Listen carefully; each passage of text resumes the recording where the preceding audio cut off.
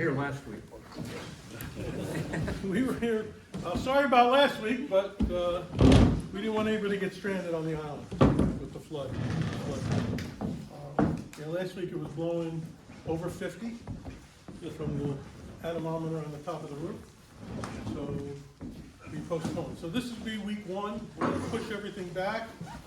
But we have to finish by the day we're supposed to finish. So we have to have a makeup day somewhere in there.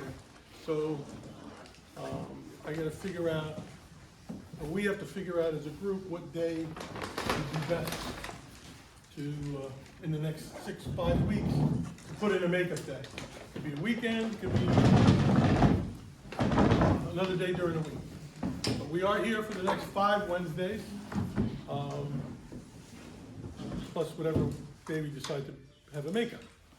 I have a clipboard here with names on it.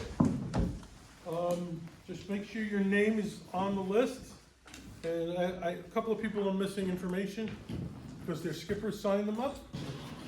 So, and if your name's not on the list, just add it to the bottom. And just need a phone number and an email address.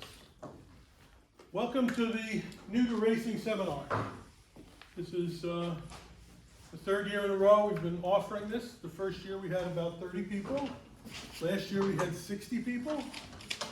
And this year we're back to 30 people registered. So obviously everybody's not here,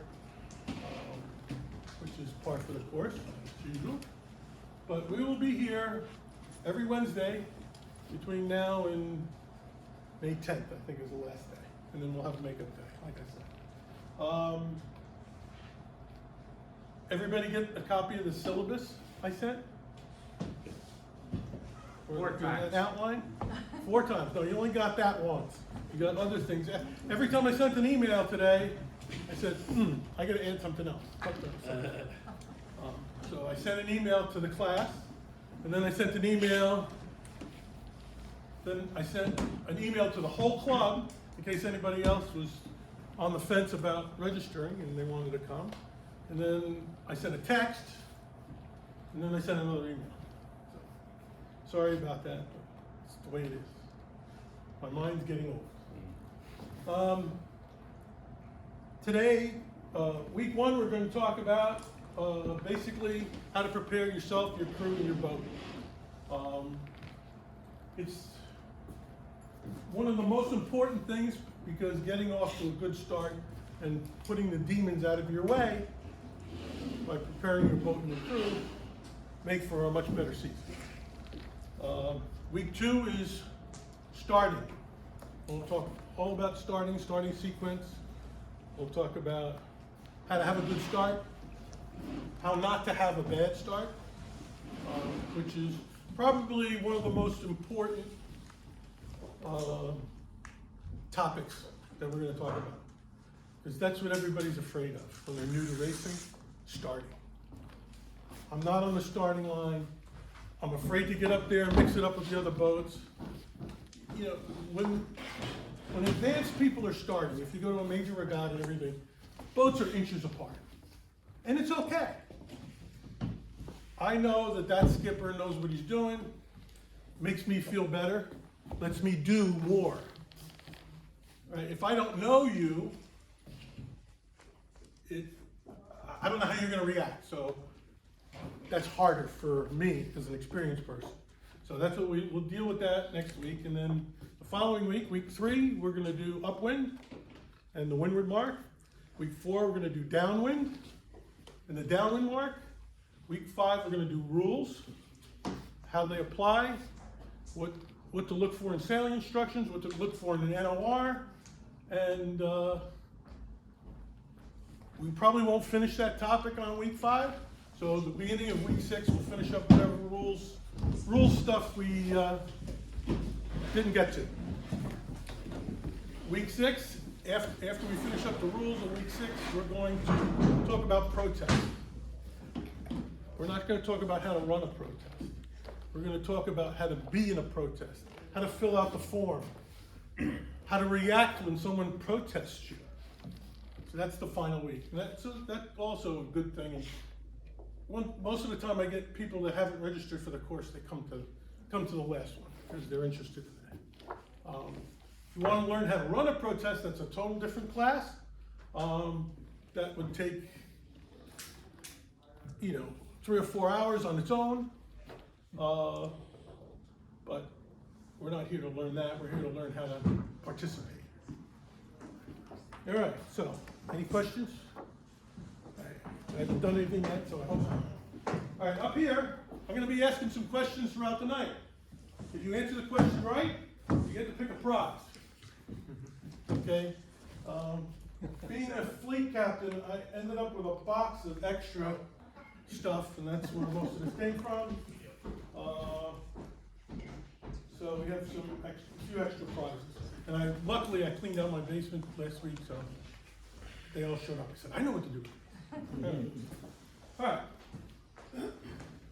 Tonight we're going to talk about weather, wind, and weather forecast, and wind forecast, how to get them, where to get them. We're going to talk about sails. We're going to talk about boat bottoms, boat preparation. We're going to talk about a little bit about rigging. And we're going to talk about lines. We have Halsey Bullen here, who's our local line expert, or our club line expert. He's going to talk about lines, and not necessarily in that order. What's the first thing we do in the spring? We get excited, the weather gets warm like it was yesterday. What do we do? What are we doing? Taking the cover off the boat. Taking the cover off the boat. You get a prize. Taking the cover off the boat. That's right. We take the cover off the boat. And then what? We Sand. Sand. We look at the bottom. Now bottoms, we'll talk about bottoms first because that's not covered. There's a bunch of different types of bottoms. But I have examples of very good bottom and a very bad bottom. And those examples can be seen from a cast iron frying pan and a Teflon frying pan. I'm going to pass these around. I want you to feel the outside of this cast iron frying pan. That's a bad bottom. Now, a lot of bottoms look like that. It's all chipped, it's not even, it's not smooth. The inside of this is Teflon. The bottom of my boat looks like this every spring. Every spring it looks like this.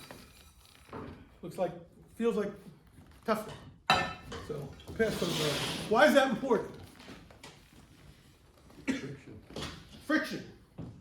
Speed. We're racing sailboats. Some of us are more competitive than others. Some people just goes out to have a good time, but nobody wants to go slow. It's okay. Yeah, I can touch it. One of the biggest bangs for your buck to making your boat go fast is clean bottom. Clean bottom how? Paint, right? No slime. There's a lot of things that go into a clean bottom. So, first thing we're going to do is we're going to do on our bottom, we're going to sand. Why are we going to sand it? We're going to sand all the bumps off. Sand it smooth. What's going to happen after we sand it? We're going to look at it. Is there paint still on the bottom? If there's no paint on the bottom, then we got to add paint, right? If your bottom doesn't have paint, if you're in a Flying Scot and you don't have paint, what do you have to do with the bottom? Well, you can wet sand it, or you can just clean it with super expensive. You have to clean it. You have to clean it and sand it. So we'll put sand/clean. Because everything we talk about, it doesn't really matter what type of boat you're on. I mean, we'll talk about everything. But if we're going to sand and clean our bottom, job number one. Make it smooth. Does the type of bottom paint make a difference? Yes. Yeah. There's really two types of bottom paint that are out on the market today. Ablative. An ablative paint is paint that comes off when something comes in contact with it. So if you take your hand and you rub it across the bottom, it'll come up blue or red, or whatever color that bottom is. It'll come off on your hand. Now, that's true of all paints, but it's more true of ablative paint. Ablative paint, if it's taken care of, can be pretty smooth. If it's prepared properly, if it's sanded. One of the problems with ablative paint is people put layer upon layer upon layer. And they get growth during the season, and it has a tendency to come off in chunks. So have you seen the bottom? How many people look at the bottom of the boat and there's like chunks missing out of the paint? It feels like the frying pan. Not quite as bad maybe, but to some extent. If there's chunks on the bottom, they gotta be filled. If there's too many chunks, you're gonna have to sand it all off and put more paint on to have a good bottom. Now, the other kind of paint is a hard, non-ablative paint, like VC Offshore, and there's a few other brands. There's Baltaplate, which is pretty much the same as VC Offshore. There's Black Widow, which is a kind of a mixture of ablative and hard bottom paint. What's the advantage of a hard bottom paint? You can shine it. After you sand it to 800 or 1000 grit paper, you can shine it.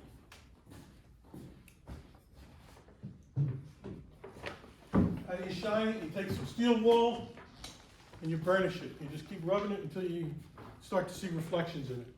And man, is that smooth. That's fast. You know, that's smoother than the table. This table is a good reference to ablative paint that's been rolled on. That's about as smooth as you're gonna get. That's what's on the table. You're not gonna get the Teflon smooth. Some people paint their boats every year, or put a coat of paint on every year. Some people paint it every 2 years, depending upon the paint. Personally, I've been using, for the last 20 years, or 30 years, VC Offshore. VC Offshore is a decent paint with regards to anti-fouling, has decent anti-fouling properties. Not as good as some of the ablative paints, but it's easy to clean. I talked to the diver, he tells me my bottom is the easiest bottom to clean in the harbor. Because he doesn't have to scrub, he just goes over it with a cloth and all the slime just falls right off. Nothing sticks to the shiny surface. And if it's clean, I'm going through the water faster than if it's dirty. Right? So how often do you paint your bottom with the VC Offshore? Every 3 or 4 years with VC Offshore. I do have to do some touch up after the second season. But a full-blown paint job every 3 and 4 years. And I have it sprayed on. Because it's easier, you don't have to, it goes on thinner coats, so I put 3 coats. A lot of people only put 2, I put 3 because I want it to last that extra year. And once they start spraying your boat, if you want more than 2 coats, they only charge you by the hour. It takes them an hour to do a 3rd coat. Hour and a half. It's like no money. It's another gallon of paint, which is $300, but it's not expensive to get the 3rd coat put on. But when you go to have your boat painted, they're spraying, they're gonna be, it's gonna be $3,000 or, $60-70 a foot or something in that range. Rolled on, they'll do it for $20 a foot. I don't understand that because it takes them less time to spray than it does them to roll. The prep is the hard part. You have to tape the water line and everything else. So as far as that goes, the prep is the hard part. The actual applying of the paint is the easy part. I know some of you do it yourselves. It's harder and harder to do any of that kind of work in boatyards anymore because of the EPA and all the restrictions. You'll see now if the yard is sanding the bottom, they have a vacuum attached to the sander. They're not supposed to let anything go out into the air. How much faster are you talking? I mean, I'm not disagreeing that you think Okay. it's clean, but like, what are you talking like? All right, let's talk about your boat. Yeah. With a bad bottom, what's your average upwind speed in 10 knots of breeze? My average Yeah, upwind. what do you hit? You hit like, you hit 4.5, 5? 4.5, 5. 4.5, 5. With a bad bottom, what kind of bottom do you have on? So I soda blasted it 2 years ago, and I put a blade A of. blade of paint. But it's clean and it's smooth. It's Right now not it's chunky, clean, right? Yeah, it's pretty It's clean. not Yeah. chunky. Yeah. One of the things I'm gonna ask you guys all to do, if you go to a boatyard, is walk around next week, between now and next week, and look at all the bottoms. And just touch them with your fingers. And make a mental note, and come back next week and let's see what you come up with. You know, tell me what the good bottoms are and what the bad bottoms. People that don't race usually don't spend a lot of money on the bottoms of their boat, and they pay the price because they have to use their engine all the time. In light air, A good example, when they're launching the Atlantics, go around and feel the bottom of almost any Atlantic in this fleet. It's Teflon, it's very smooth. and it makes a huge difference for them, or they think it does in any case. Well, it does. Well, you know, you're saying it can be up to a knot slower with a bad bottom. Easily. I mean, easily. When someone gets a new boat in the fall, and they race an American Fall Series, and the boat seems lightning fast, what's the difference? They had their- New sails, new bottom. Makes a big difference. Now you're adding things up, right? New sails, new bottom, new equipment. Then you have to subtract the experience of the crew, but still the boat will go faster. The experience of the super. Is there, so I know you mentioned you get it sprayed instead of rolled, is there a longevity advantage to getting it sprayed rather than rolled? Like, what, I No. know you said it's thinner, but, It's thinner, but it's on more evenly, and it's smoother, and it takes less elbow grease to get it like Teflon. Okay, when you use a roller, you know, it's like when you're painting your house and you have flat paint and then you have eggshell. That's the difference, the way it goes on, because it takes the properties of the roller, which are fibers, and even a foam roller, it's not 100% smooth. When it's sprayed, the droplets are tiny. The droplets are small, and they stick together, so they end up being a smoother finish. It's more even. What is the advantage, if any, of a blade of paint if it's so impermanent that you can rub it off with your hand?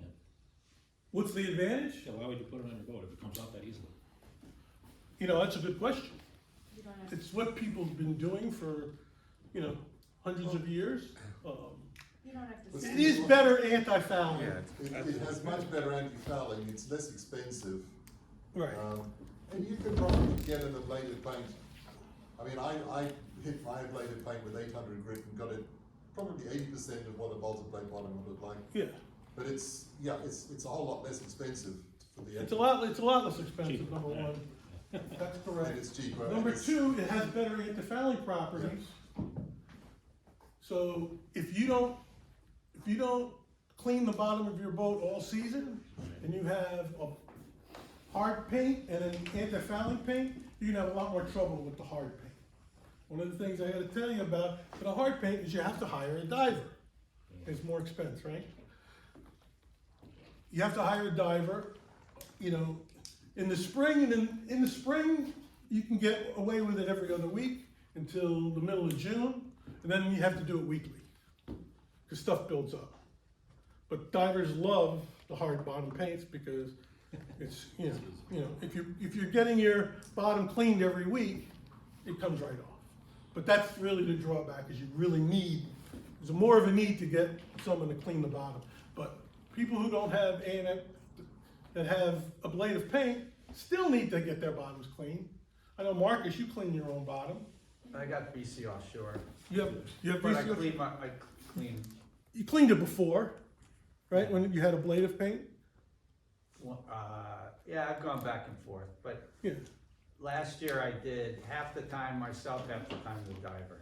right. Steve, So he could dive down deeper than I could. Yeah, he gets the bottom of the keel, or Do the you diver at the beginning and the end of the season. What?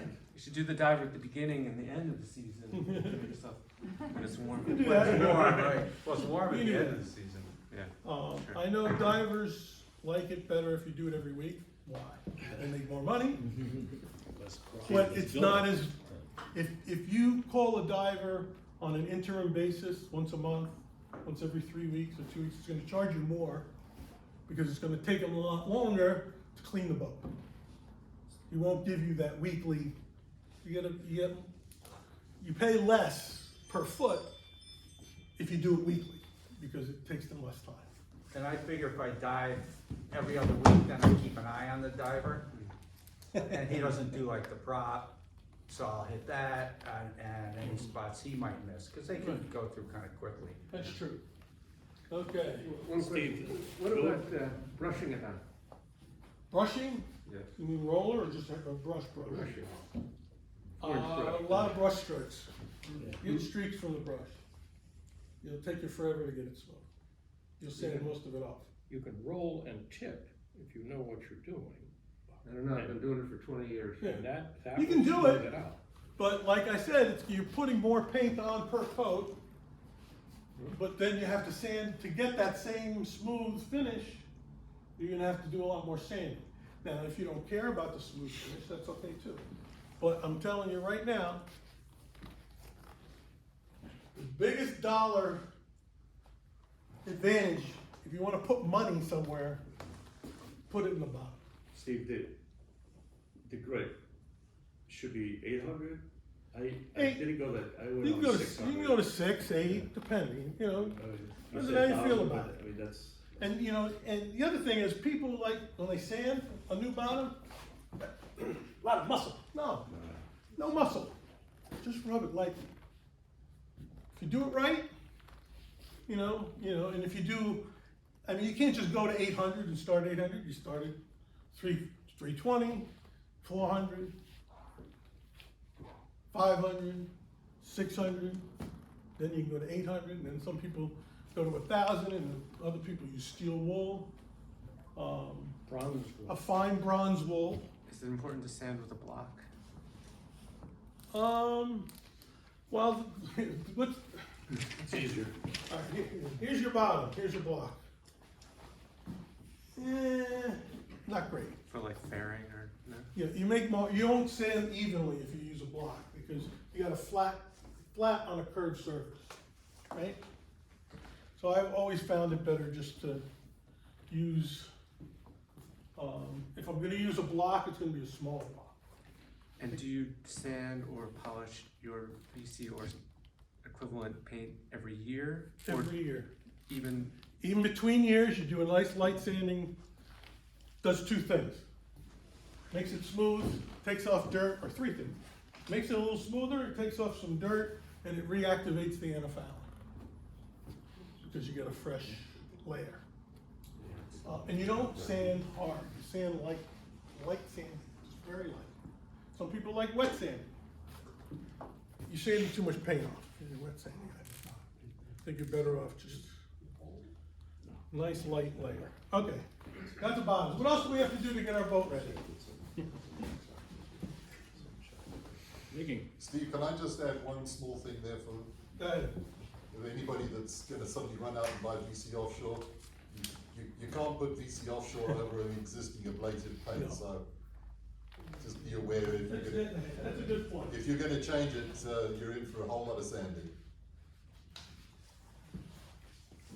It's somewhere. If you go to the, Serious easy. if you go to West Marine, or if you go to a boat show, I used to have one here, I don't know where it is. But yeah, Then there's or you can just go up online and it'll tell you what's compatible with what paint. Go to Interlock's website and you wanna know what's compatible with DC Offshore, they'll tell you. There's also a book that they put out, a pamphlet. It's actually pretty thick. It has all the bottom paints listed and with all their characteristics, and Lord knows there's 100 bottom paints to choose from. There's only a couple of hard paint. There used to be a paint called Trilux. Trilux was a hard paint, but mostly used in Europe, and nobody in the US knew how to use it properly. If you wanted to sand it, you can apply it with a roller or spray. Obviously, spraying is better, right? We talked about that. But you had to wait 2 weeks for it to cure before you sanded it. If you tried to sand it before it cured, it lumped up. It's like sanding wet paint, you know, it clumped up. And you had to take it all off and start over again. So, but that's no longer on the market. There's another product called Trolux 33, which is for metal bottoms. It's got no We color. could move on from this topic, but I was told that between the barrier coat and the ablative or the hard paint, you wanted a chemical bond.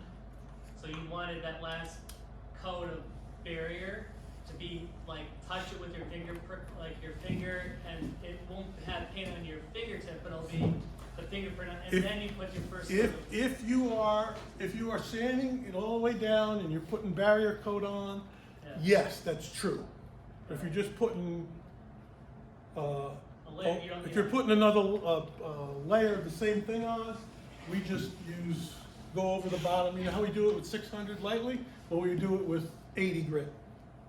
Got it. You do that. And then wipe it clean. Then you wipe it clean so there's no dust, and then you apply the new paint. That's all on the can. It's all written on the can. Read the instructions. Yeah, I don't like to read. Nobody likes to read. That's really the key, that's what you just said, Okay, is in the now, instructions. we've taken the cover off, right?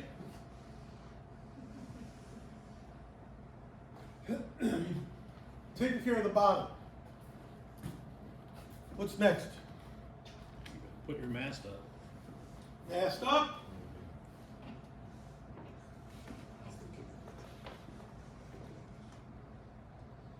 Mast and rigging. Let's talk about our mast and rigging. How many people have their rig tuned by someone that knows what they're doing and have a gauge to? Good. You need to do it.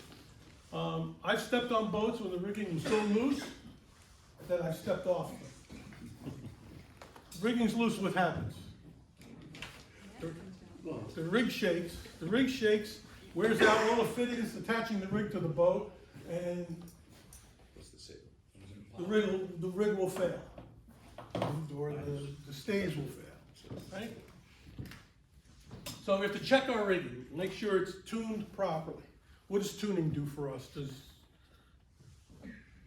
What's the most important part of tuning? The most important advantage of tuning properly? The rig, the bend. The rig, the bend, that's all part of it. But what's the advantage to doing that? The sails are shaped properly. Put your sails in the proper shape for maximum effort, but it also lets you point. If you complain about, I can't point as high as this guy, I can't point as high as that guy. If your boats are similar, and you can't point as high as someone else, I mean, I had that problem last year at Block Island Race Week when I raced another X37. In heavy air, he was outpointing me. I gotta figure out why. That means my tuning, what I thought was correct, isn't as good as his tuning. Something's different. It could be the shape of the sail, it could be a lot of different things, but I don't think it's the sail, I think it's rig tension. So that's important.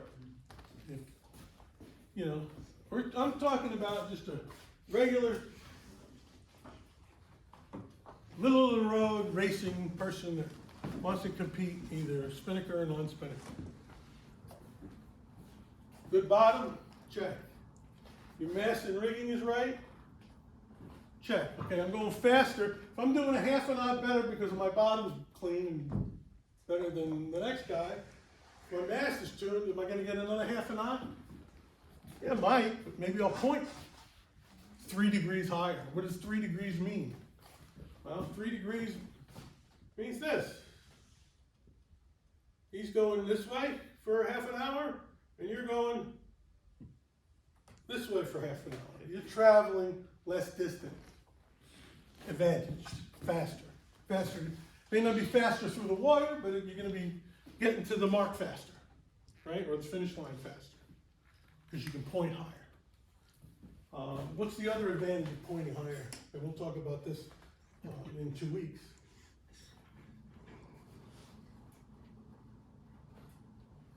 You get the wind. If you're pointing higher and higher than someone, they're gonna get far, they're gonna fall, maybe going the same speed, but then they're gonna fall into your wind shaft. And that's another, we'll talk about that when the time comes. All right, so now we got our mast and our rigging are perfect. What else? Take all the stuff off the boat that you didn't take off in the fall.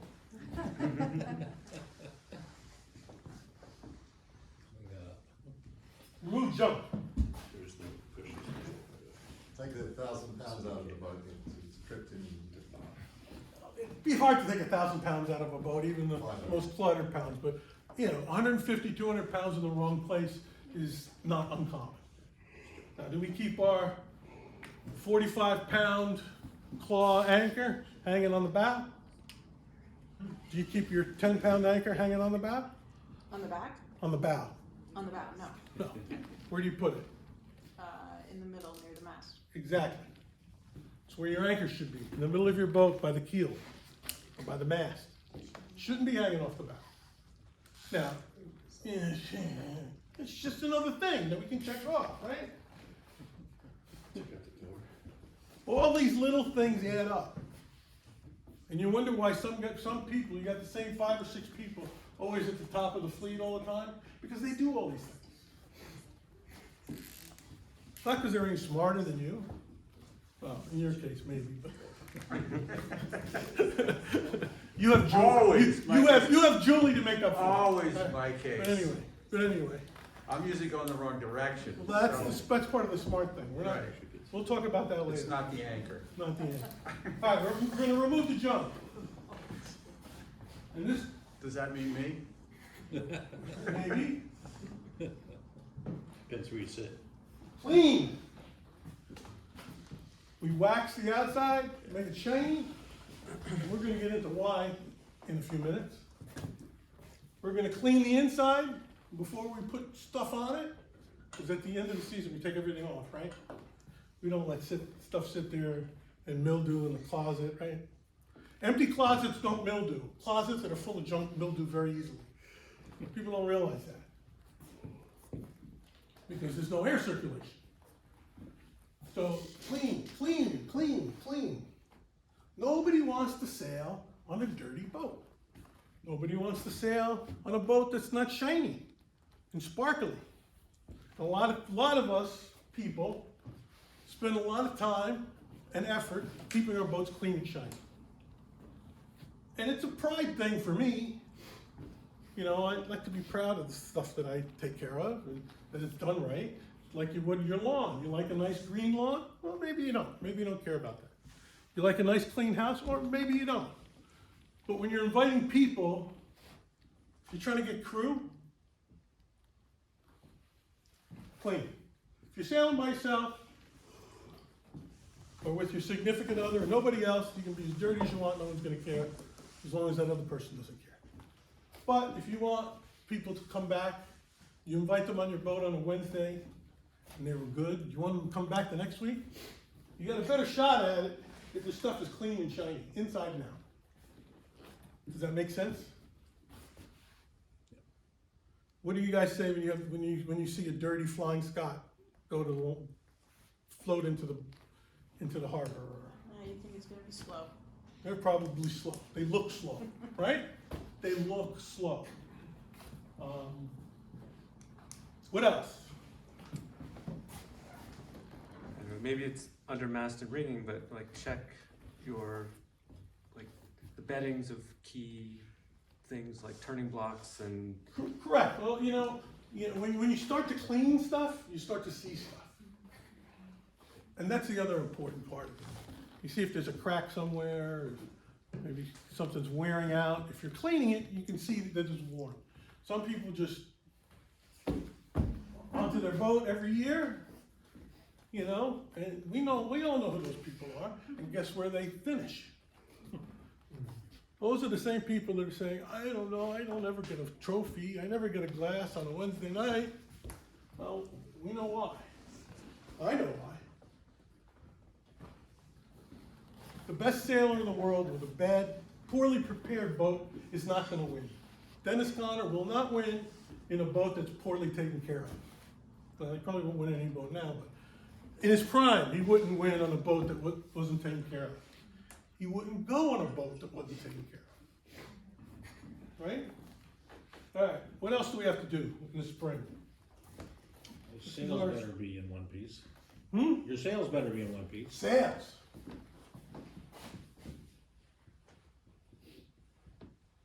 And you have to have the latest and greatest sail material, brand new every year. Well, some people, they do. And they spend a lot of money on sails, and I'm kind of middle of the road with that. I use my sails until they don't look good anymore, and then I'll get another one. You don't have to have carbon sails. You don't have to have 3D eye sails from North. You don't have to have these fancy string sails, that UK sells, and Quantum sells, and North sells. They're all made somewhere in Eastern Europe. Not that that's a bad thing, but anybody that sells those sails they're not made here, that's for sure. They're woven and cut somewhere else. They're sent here, and then they'll put the headboard on, they'll put the tack and the clue, they'll put the battens in here, but that's it. They won't make the material here, they won't put it together here. And that's even true with like North or anything. Most likely they're not made here. But if that's a problem, you go to any sail maker, you can use, someone will put the sail together here, but that material ain't made here either. Dimension poly, it's not made in the US. What are some of the other names? None of them are made in the US. Is there an advantage over one type of sail and the other? Yes, there's two things that are important in the sails, longevity, is stretch and weight. A sail that's very heavy won't perform as well as a sail that's lighter and thinner. Weight aloft is a problem with some, that's why most racers don't use nylon sail or Dacron sails because they're too heavy. The lightest material is a carbon fiber laminate of some kind. Still the lightest material. There's stuff in between, all in between, at all different price points. So you have to, with all this stuff, you have to figure out what's your price point, how much you're going to spend. You get what you pay for in most cases, but if you don't take care of it, you're throwing money away, right? If you buy the nice fancy paint and don't have it cleaned weekly, you're throwing money away. If you buy sails and don't take care of them, that means keeping them dry, salt-free. How many people wash their sails in the fall after use? Rinse them. Salt is an abrasive, and it just sitting there rots your sail. It makes So it when you smell say funny. wash them and then rinse Just them? rinse them off and Oh, I was wipe gonna them say, I down. rinse them, I've never put soap, do you? No, you don't have to use soap. Okay. I don't use soap. I stretch them out in I have a long driveway that widens at the bottom, and I have a fence along the bottom. So I put tack on one side, the glue, and I put the car at the top of the driveway, because it's uphill. And I suspend the head from the top of the rack on my roof rack. And then I wash underneath it with the hose, I wash on top with the hose, and I take a towel, chamois best, chamois, and I wipe them dry, and I let them sit in the sun till they're completely dry, and I fold them up and put them away. I can't do that with my spinnakers, because my spinnakers are bigger than my driveway, and I don't want to do it on the grass. It's not. You just get- But wouldn't it be better to do it on the grass than not do it at all? I mean, Yes, I do but- it on my grass and It's fine. better to do it on the grass than not do it at all, that's Okay. true. I let the sailmaker wash my spinnaker. Oh, you take it and they wash Take it in, they wash. Oh, They wow. charge you for it, it's like $100, $120 a sail, depending on the size. All that's done by weight, when I wash sails. You take your sails to the sailmaker, they charge you by the pound. The people that wash them charge by the pound, so they charge by the pound. How do you determine when it's time to replace a sail? How do you know when it's time to replace sail? When you can't get a good shape. Makes sense. If it's tearing all the time. If you have to, if every time you come in, you gotta put a It's too patch on late. it, it's time for a new sail. I mean, I've had sails that were It's 2 too years late, old, then every time I came in, I had to put a patch on. I'm like, that's not good. I'm not gonna disparage anybody, but, I don't buy those sails anymore. Because that's what, they were great when they were new the first year, and then the second year was a patch every, maybe 5 patches for the year. The third year was a patch every time I went out. And what's the weak part of all those sails? The mylar. The mylar film holding all the strong fabrics together is the weak link. And that's why North has come up with this new material, it's a woven material. We'll see. It's heavy. That's the trade-off. So we're cleaning now, we got sails. We're gonna clean them. Why do we clean them? Clean them to preserve them, to make them fresh the next season. And when we're cleaning them, we check to make sure there's any damage. We can fix the damage or bring it to the sailmaker and have them fix the damage if there's something bigger. But I always end up putting a little, so after the first year, not so much, but usually the second and third year, I'll find little spots that I think are wearing thin. And I put a little patch on. If the patch is big, if it's too big an area, I'll have it take to the sailmaker and they'll sew a patch in. But we gotta take care of our sails the way we take care of anything else. And the lighter the sail, in my opinion, the better it is. Now, if it's a bad shape, a light sail's not gonna help you. If it's too light and it blows up on you, it's not gonna help you. But you gotta have the right sail for your boat. And your local sailmaker will help you do that. All right, what else do we have to, what else we have to make sure works? Really quick on the junk, what's the club policy on the dock lockers? What about them? Can you just put them anywhere, or obviously Well, on you the can't put dock? them anywhere. You have to fill out an application. You have to buy a specific dock box. And there's not supposed to be any names on them or anything. It's supposed to be white.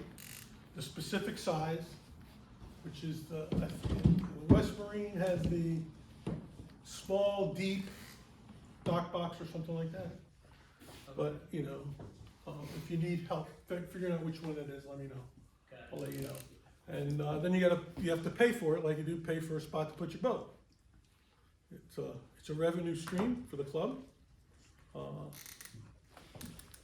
And it's convenient because, you can keep your tools, stuff that you don't wanna carry around on the race course.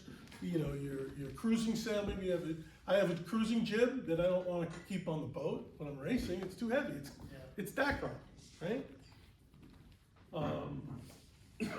So I keep that in a locker or throw it on my power, I put it somewhere else. But that's a reason you might want a dock lock. Spare parts.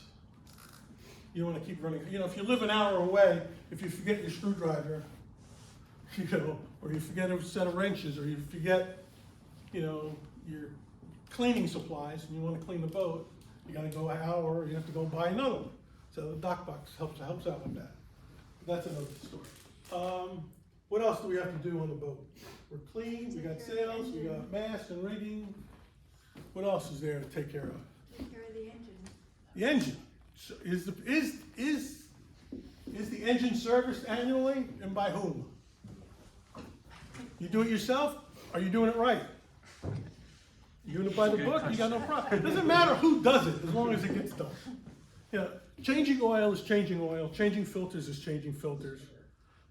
Every once in a while, might want to have somebody look at it to say, hey, you know, how am I doing? You know, like every 2 or 3 years. You know, not necessarily have them change the oil, but have them come and look at the engine, let it run, and look to see if there's any issues. Unless you're a diesel mechanic or a gasoline mechanic, you don't have to worry about engines. It's important. Nobody wants to be stuck. How many people have towing insurance?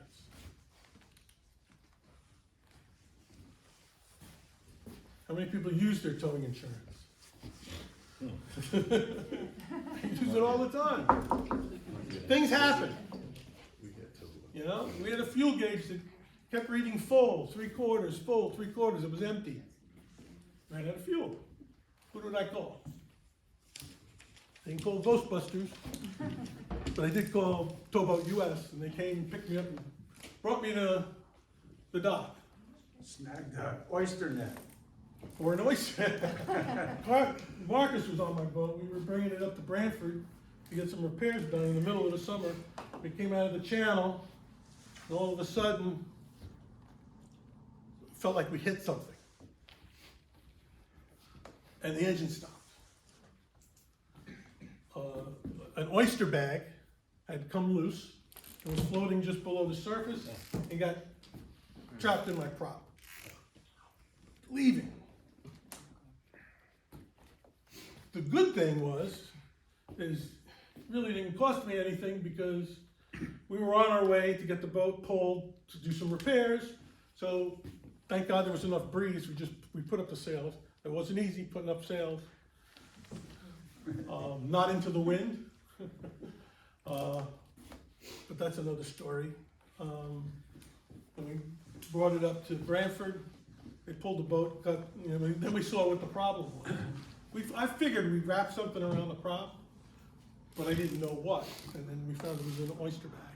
Well, we sailed for a few Everyone in hours. the yard Then came out there to was see no what it wind, was. so then we called Towboat. We sailed until we ran out of wind. We called Towboat US to bring us in. Did you at least get to enjoy the oysters?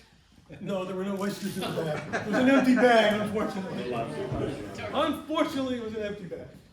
All right. Assuming on the engine, assuming you change the oil in the filters and put it away, Yeah, do usually you in the do fall. anything in the spring to? Well, you check for leaks. Yeah. Yeah. Batteries. That's another thing. What kind of batteries do you have in your boat? Is it okay to leave your batteries on board during the winter? I hope so. The answer to that is your car batteries are on board all winter. But what's the difference? You're starting your Start car. your car every day. It's charged, they're not discharged. One of the advantages of having an AGM battery over a regular lead acid battery is that the AGM battery loses about 2% a month. And in the same time, that's with no draw, loses 2% a month. Lead acid batteries, 30%, 20 to 30%, depending on the battery and the type of acid battery. So if you have a AGM battery, I put it away, it was 13.1 volts, I came back in the spring and it was 12.6. Is that enough? I turn the lights on, I could start the engine, I haven't yet, but I could. I don't have any issues, I don't charge it, I don't worry about charging it in the winter. But dead batteries are a problem. When you get on the boat, and batteries are fun. You get on the boat, you know they're dead, you charge them. charge them overnight, then you think the next day they're ready to go, you put it in the water, and you go home. Come back the next day to take the boat from wherever it is to Cedar Point, and now it won't start.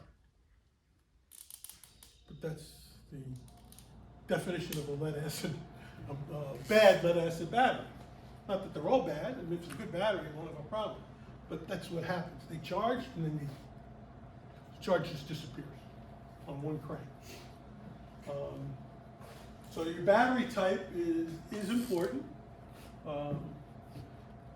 Now there's lithium-ion batteries, but that's another ballgame. If your boat doesn't have lithium-ion batteries, can you just throw lithium-ion batteries in your boat and expect them to work? No, your boat will probably catch fire. Because your charging systems aren't sophisticated enough to handle the charge that they get, that they require, and they will heat up and they won't shut off. Depending on the battery, some batteries have their own built-in systems, but some don't. So if you're gonna want to change, usually you have to change your charger, you have to put in a monitor, and you have to make sure that the gauge wire going from the battery to the engine is at the right level for its distance. Because most of the time, it won't be. And especially when you're charging off an alternator also. Your alternator on your boat, most boats have medium to low amperage alternators. And what I mean is 50 amps or less. It's medium to low. Some are 30 amps, some are 40 amps. Minimum I would ever put on a boat in today's environment would be 100 amps. And I probably splurged to 150 if I was gonna do lithium-ion batteries. Minimum of 150 amps. And you know, they're more money. You know, the more output you have an alternator, you go from, you can get a 30 amp alternator for, $200 or less. You know, if you get a good alternator for those types of systems that require it, it can be $500-600. All right, so we've gotten most of this stuff out of the way. The next thing we have to make sure is that all our blocks turn, right? All our blocks are in good working order. They're the right size and function for their task. Because a lot of people don't use the right blocks and they have problems. And the last thing, getting your boat ready, Mr. Bullen is going to come and talk about lines and what kind of lines are for what.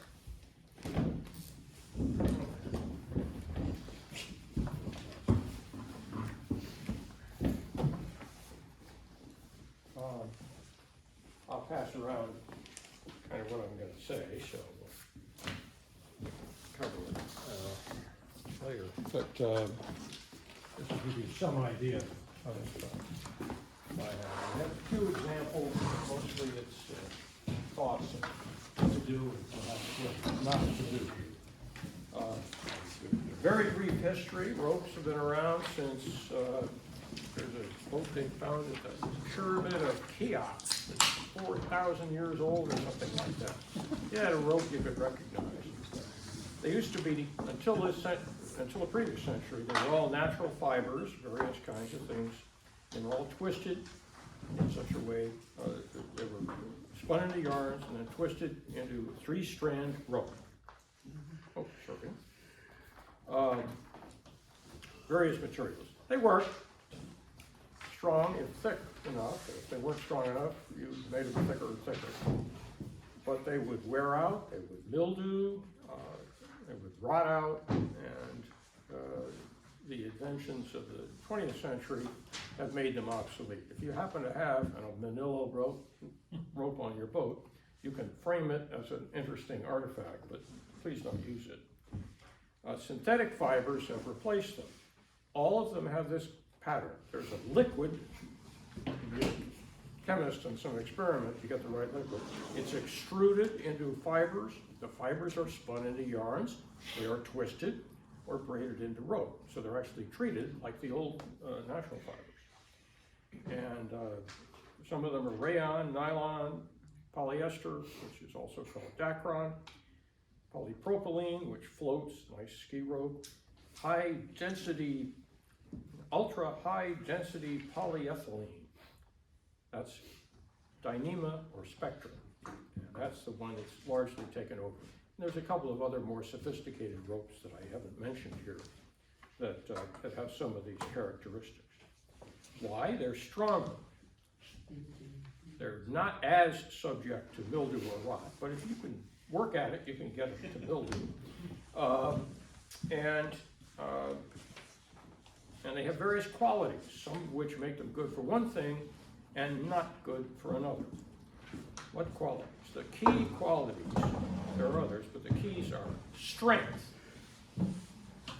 If you pull on it, how hard do you have to pull it before it breaks? And they're all tested with machines to make sure that people know, that manufacturers know what's there. Synthetic lines are strong, some are amazingly strong. Some stretch a lot, and some hardly stretch at all. Both of those are good. Nylon, which was the first one that got any real use, is what you would make your mooring lines out of, or your anchor line. This is one of our mooring lines. This one happens to be braided, but it could be 3-strand. You can go either way with that in terms of how it's done. The big characteristic of this is it stretches a lot. That's good, because when you have moored your boat, whether it's on an anchor or on a dock, when the wind and the waves and other things affect it, you want it a little give. You want it to give rather than stretch your boat or the cleat that attaches it to the dock or the anchor or whatever. So that's a very good quality. I have a table here, and it says that a 3-strand nylon is all the same size rope, about a little smaller than that, about 10 millimeters, about like that. The breaking strength, 4,000 pounds for this particular one that I looked up, 4,800 pounds, 2.5 tons, in a little thin rope.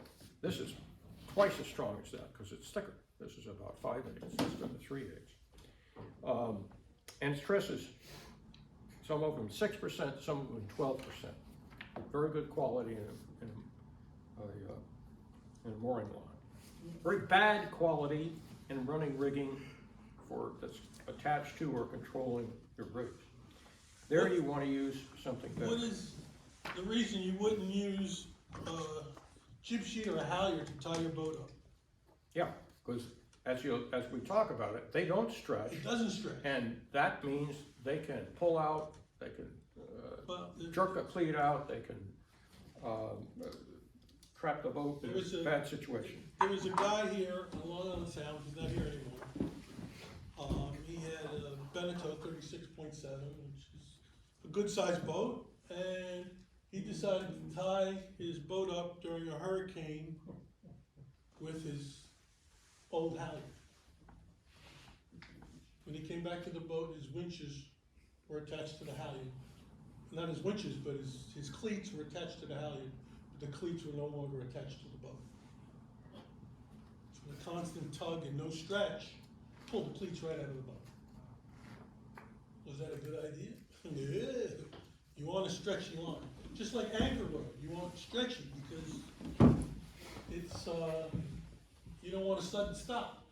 You know, if you're at anchor and you have, 150, 200 feet of line out, the more line you have out, the more stretchy it is, right? The more of a shock absorber it is from when the boat pulls back on the tanker and is holding. If there's no stretch, there'd be a lot of short stops. That's not comfortable. The third place you want to use these stretchy rope is if you're towing another boat. Again, same reason. If shocks build up and you can damage the thing that one of the things that the one end or other is tied to. But for sales, you want something that isn't as stretchy. The original innovative material, I think about Samson, but there are several people brought out polyester double braid line. One example of it that you can get at any West Marine, for example, is Stay Set, which is some of these are trade names. It's two polyester lines, one inside the other. I'll pass around an example of a couple of examples of that. But you get a line that this is better quality. In the middle, there's a core. This is actually a Dyneema core, but there's a core in the middle, and then there's a cover on the outside.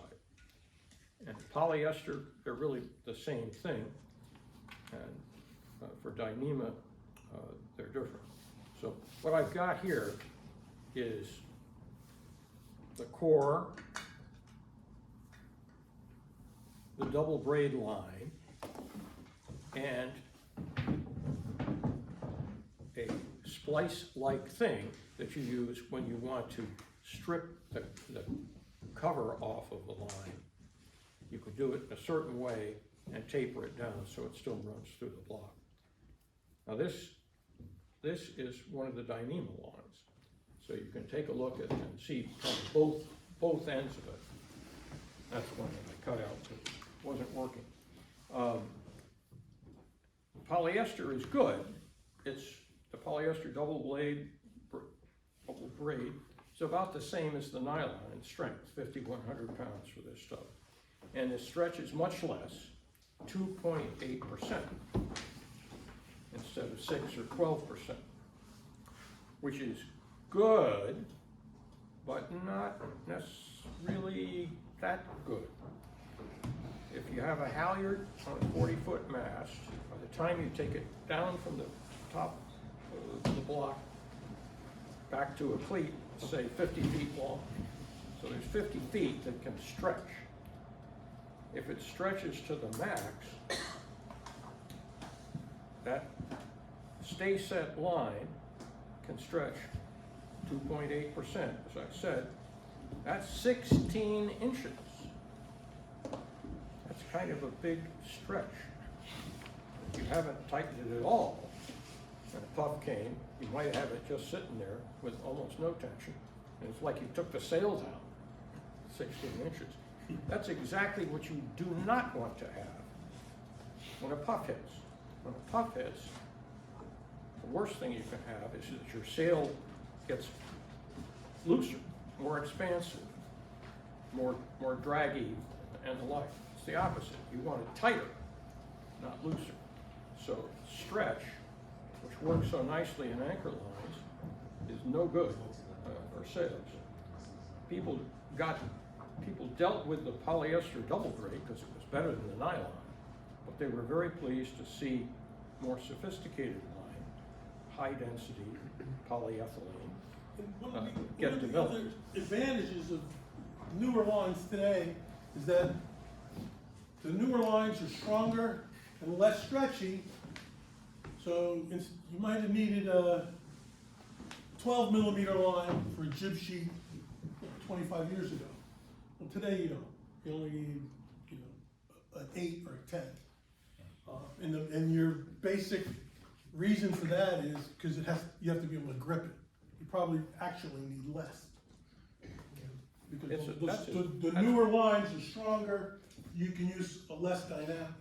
One of the things that we ran into on our boat is that from 2005, when the original rope clutches were put in, the halyards were 10, 12 millimeter.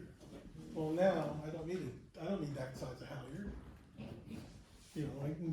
I can get better, less stretch out of a smaller diameter and have more strength than 25 years ago, or 20 years ago.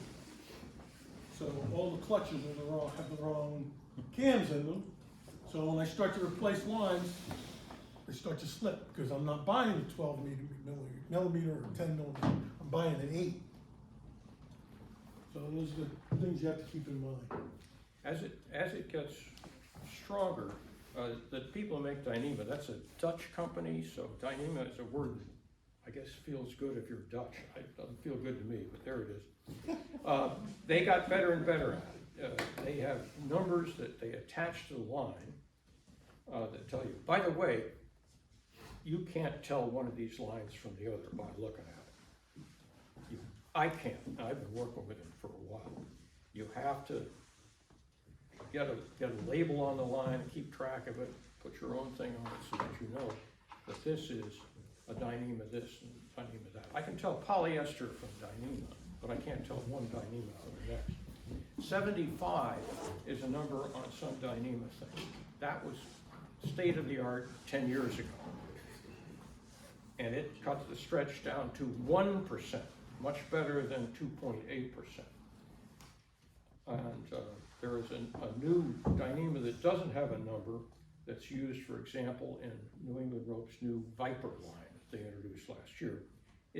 I guess it's about the same. I'm just guessing because I haven't found a good number for it, as the SK75s that first came out. They improved it by going to SK78, which is what I really meant to write next to Endurabrade here, SK78, better than 75. Cuts the stretch down to 0.7%. And there's an even newer one that was introduced, came on the market anyway about 3 years ago, SK99. And that's maybe 5% of the strength. Now, these stretch numbers are at 20% of the breaking strength. That's an important number. 20% of the breaking strength is what sailmaker or riggers will recommend that you don't pull any harder than that on your line.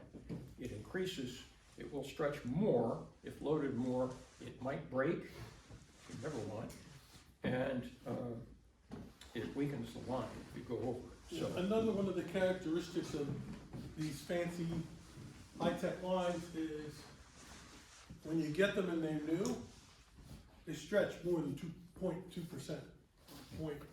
They stretch, but once they stretch, they're done. that's why any structural stretch, which means that's they're why getting anybody, slack out. any rigger worth their weight in salt will pre-stretch a line before he gives it to you. Well, it'll pre-stretch a little in space, just because of the way the weave is put together. Yeah. If you weave anything, it kind of pulls on it at first. So that's an aspect of it. These numbers are not that stretch. These numbers are stretch in the actual yarns that are in the line. This other part, this is the main halyard on Espresso. And it is SK99, the stuff that's only supposed to go the bottom line on the chart. and it is stripped so that the extra weight isn't aloft. So this part is what comes down the mast. This part is what you pull on and what goes into around the winch and the sheet stopper. Yeah, it's really hard to pull so it's so shiny. Yeah, this smooth that this you is can't very get a grip on slippery. it. This has a little grip kind of built into it, and there are others with more grip built into them. It's kind of a feel thing that you might want to do. If you are redoing a line, you want to get involved yourself, you might want to go to the rigging shop and actually pull on a couple of lines, say, oh, this will feel, this has a good hand. Don't go, It's not always necessary to get the lowest stretch line. Important. When we want a low stretch line, halyards, lowest stretch possible. Sheets, lowest stretch possible. But other things don't have to be, it doesn't make that much difference. Yeah. But any sail, if you're sheeting in the sail and it keeps stretching and moving, every time there's a puff, it changes the shape of the sail.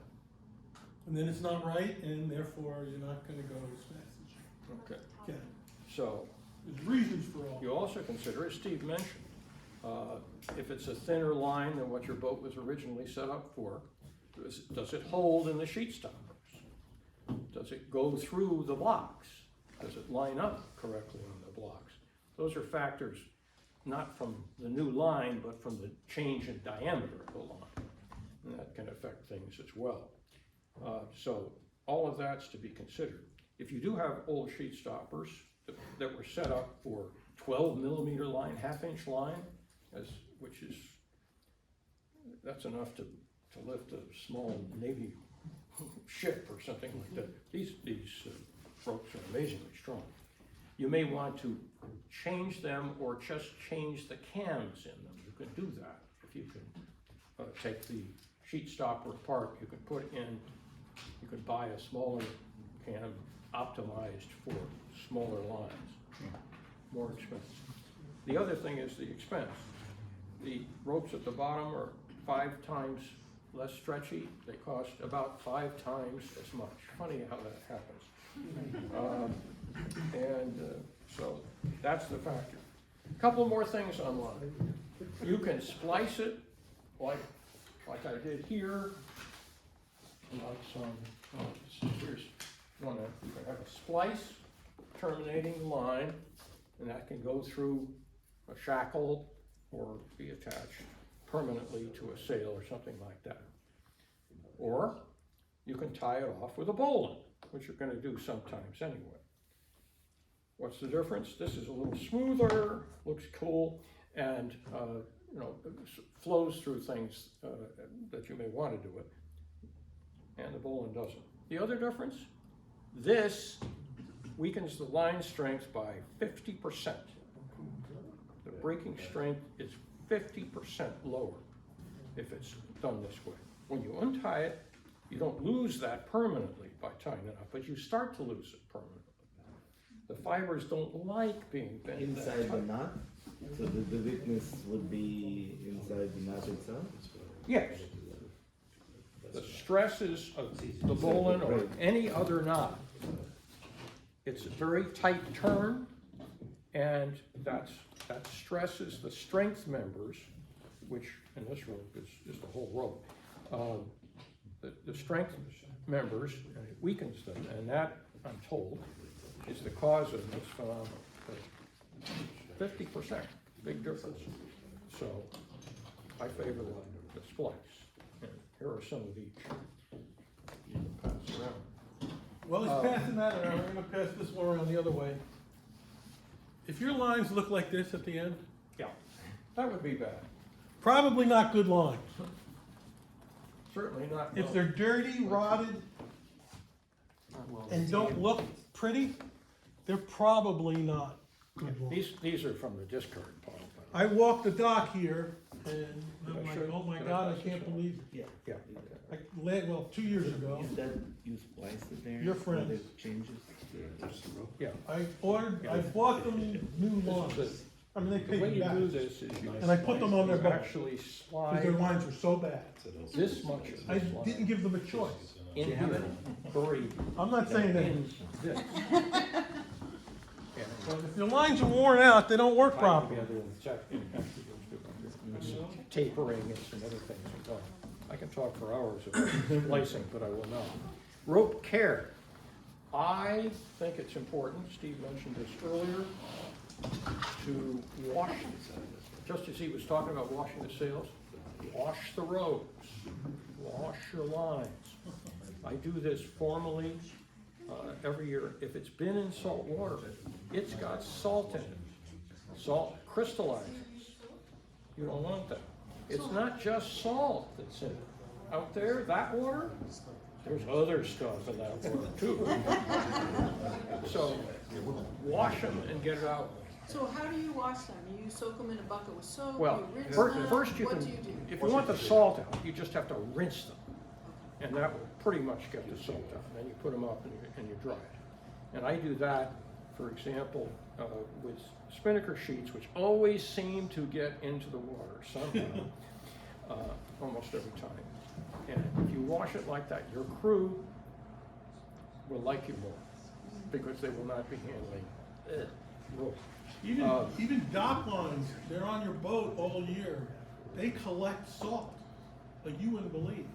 At the end of the year, I take my dock lines home, and I have a front load washer.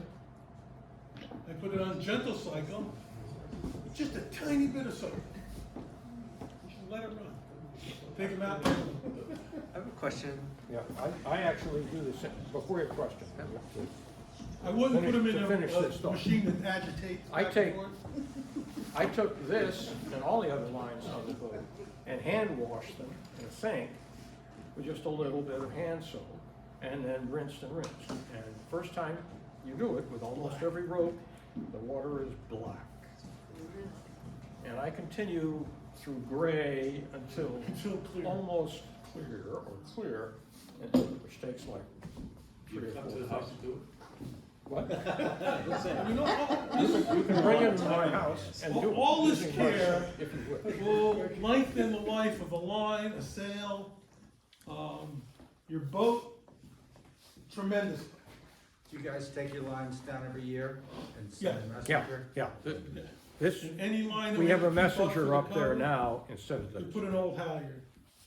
Like we needed a main And this halyard is- to keep the boom up for the winter Well, cover. we've had 3.5 seasons on the boat, 3 seasons on this, I'm thinking. Maybe, I don't know, two and a half. This is But anyway. 2.5 or 3 years, and if you look at it, It's clean. don't take it.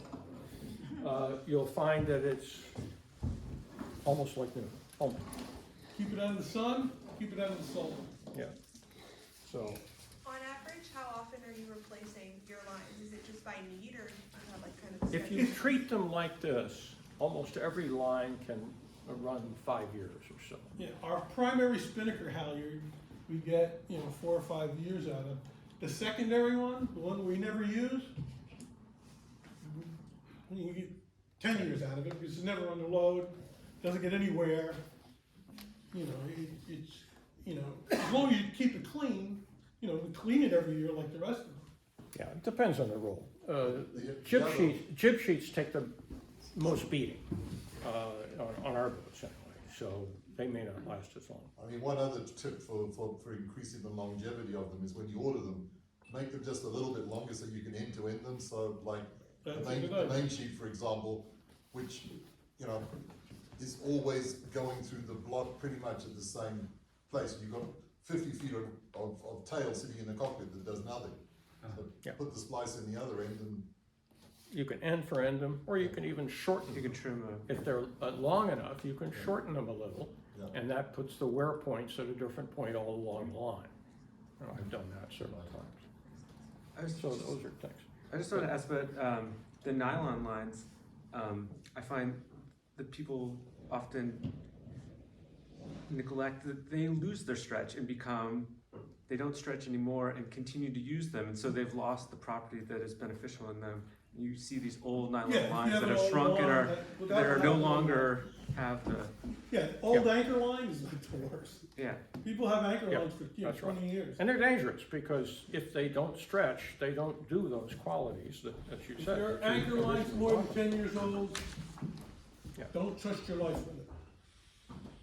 And when you're anchoring, if you're anchoring away, the anchor line goes, and you only have the one anchor out, you may not have the boat afterwards. So those are important things to do, and just pay attention, and if you pay up for these, make sure you're paying up for the one that matters. Primary jib halyard, main halyard are the two that I'm concerned most about, to stretch them. And then jib sheets. Those are things that you don't want to stretch. It will stretch just when you don't want them to, which is when a puff hits. You want all that power of the puff transmitted through the rigging to the boat to make you go faster. You don't want it just to slow. All right, we gotta move on. What, lines are great. Thank you, Halsey, for your explanation. If you have any questions, do not hesitate to call Halsey about lines. He'll love to talk about it. If you call me, I'll tell you to call Halsey. All right, there's one other thing, part of the boat we didn't talk about, and that's electronics. Is it important that we have electronics that work properly on a boat? Or electrical systems in general? Talked a little bit about batteries and chargers. If you rely on your instruments to help you sail better, which a lot of people do, your speed, accurate boat speed and accurate wind speed are the two most important things.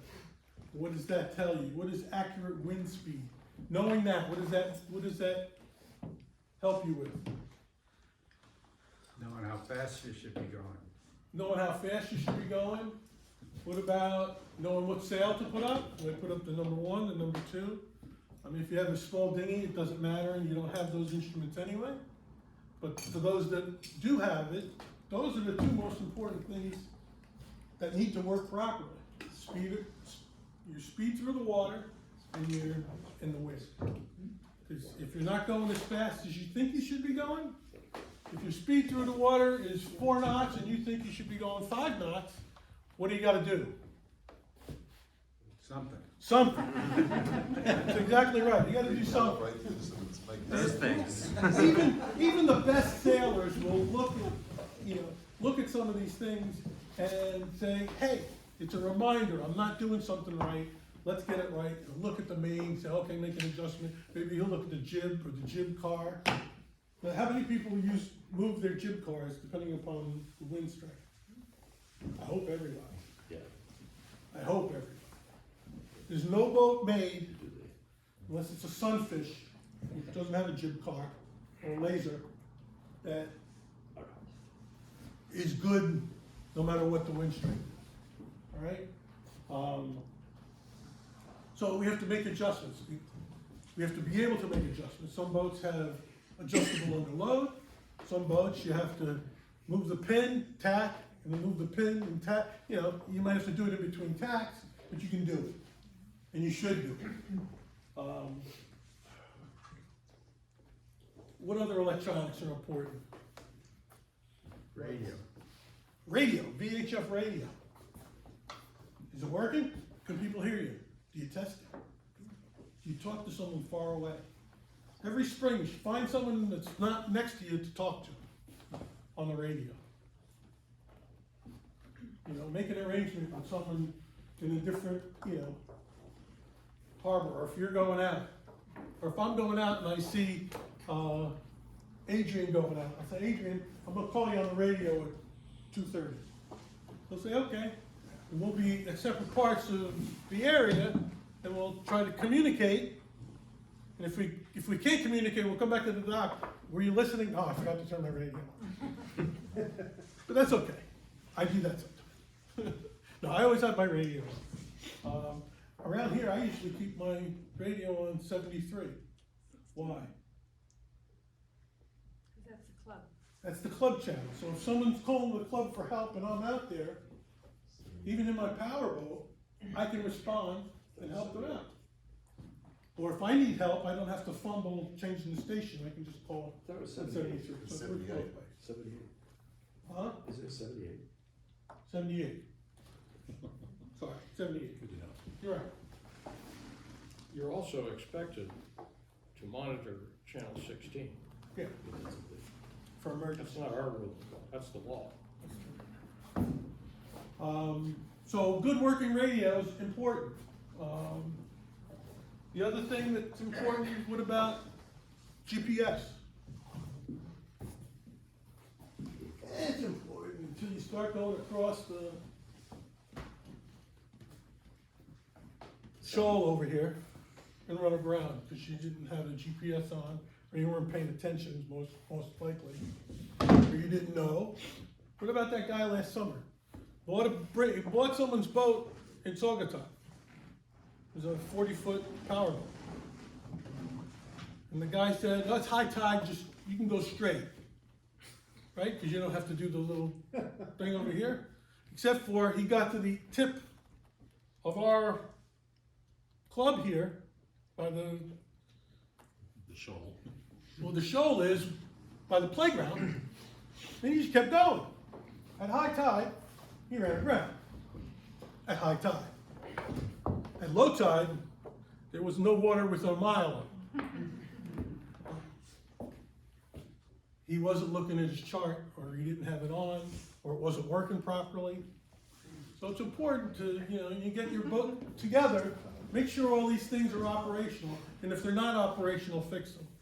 How many people fix things as soon as they see something wrong? There's only a couple of people. That should be your motto. Navigation lights, I feel like. Huh? That's what's wrong. Those are retired. But you have to fix, you can't operate on the water if things are broken, because you're just asking for trouble. You throw the anchor out.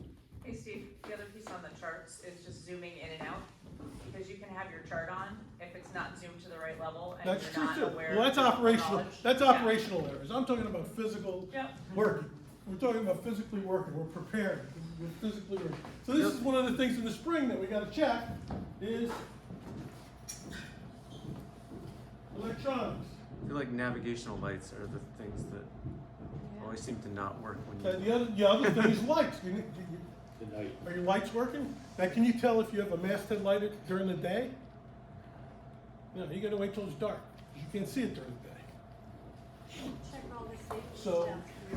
You gotta check these things every spring, and you should check them periodically through the summer as well. All right, where do we get our weather forecast? We're done with the boat. Facebook. Where do we get our weather forecast? I can tell you my favorite part.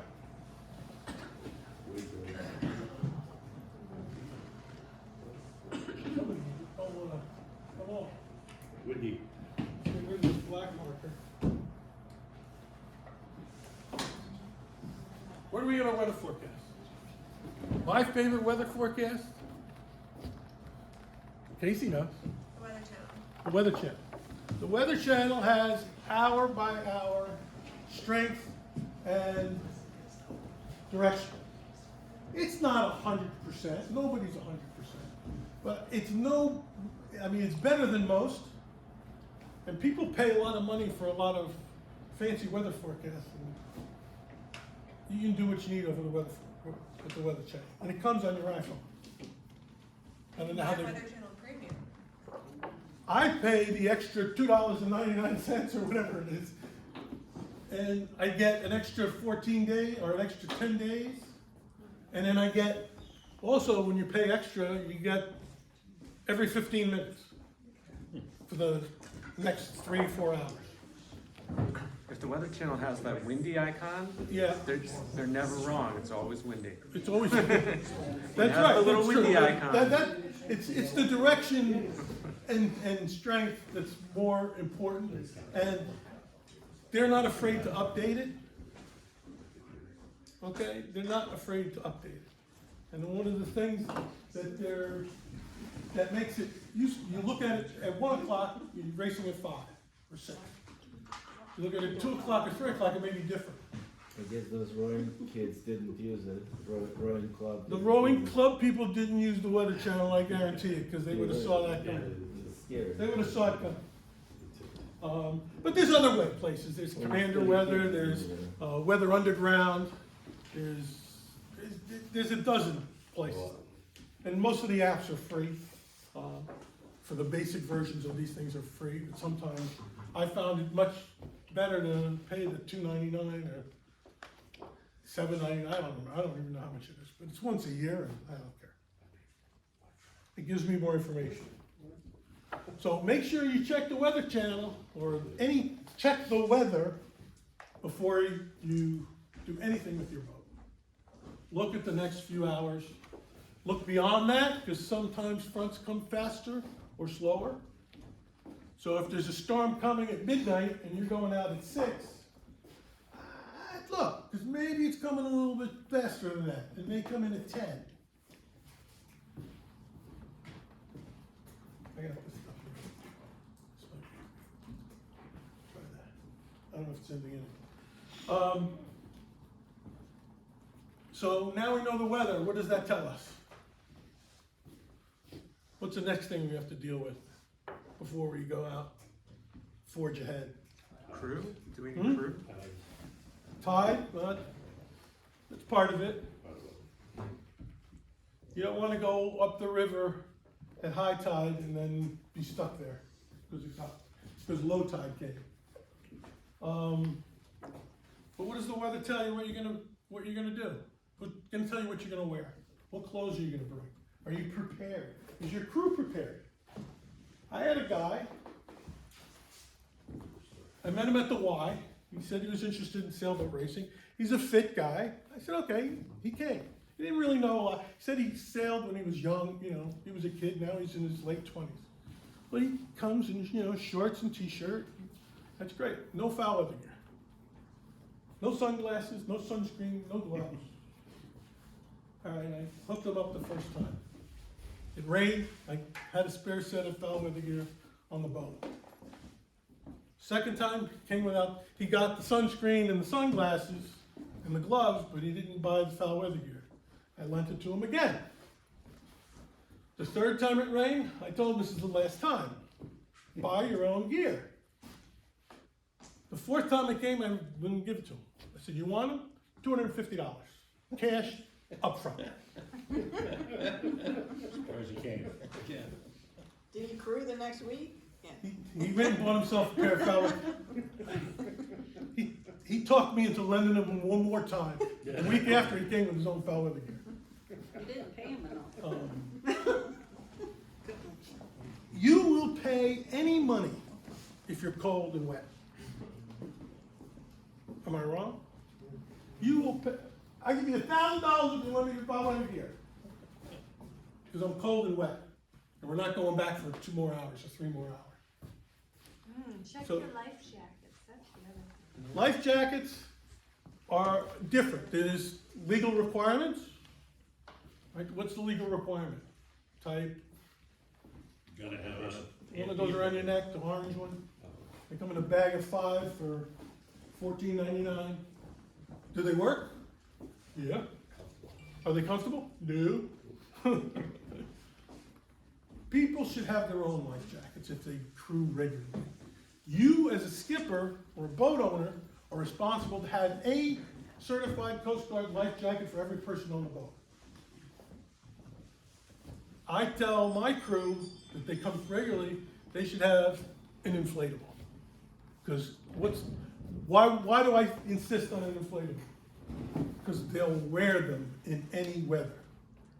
I don't care if it's 90 degrees out. If there's waves and it's windy, they're gonna wear them. Do I require anybody to wear them? I don't require it. I'll suggest. If it's at night, I'll require it.